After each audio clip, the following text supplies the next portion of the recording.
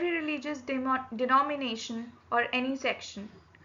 Article 27 provides freedom not to pay taxes for religion expenses on the promotion or maintenance of any particular religion. Article 28 prohibits religious instructions in educational institutions wholly maintained by the state. Article 29 and 30 Rights to minorities, that is, cultural and educational rights. Article 29 provides protection of the interest of minorities. A minority community can effectively conserve its language, script or culture by and through an educational institution.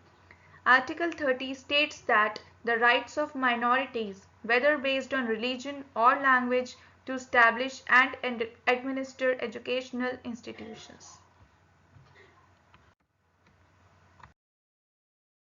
Article 32 to 35, which are right to constitutional remedies.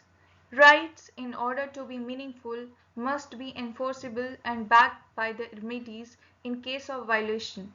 This article guarantees the right to move the Supreme Court by appropriate proceedings for the enforcement of fundamental rights and deals with the Supreme Court's power to issue order or writs for the enforcement of fundamental rights. Article 33 empowers Parliament to modify the application of fundamental rights to the armed forces or forces charged with the maintenance of public order. On the other hand, the Article 35 lays down that the power to make laws to give effect to certain specified fundamental rights shall vest only with the Parliament and not with the state legislatures.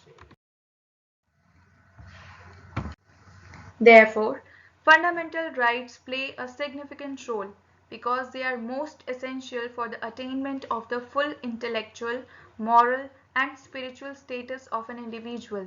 Therefore, the objective behind the inclusion of fundamental rights in the Constitution was to establish a government of law, to preserve individuals' liberty, building an equitable society, and establish a welfare state.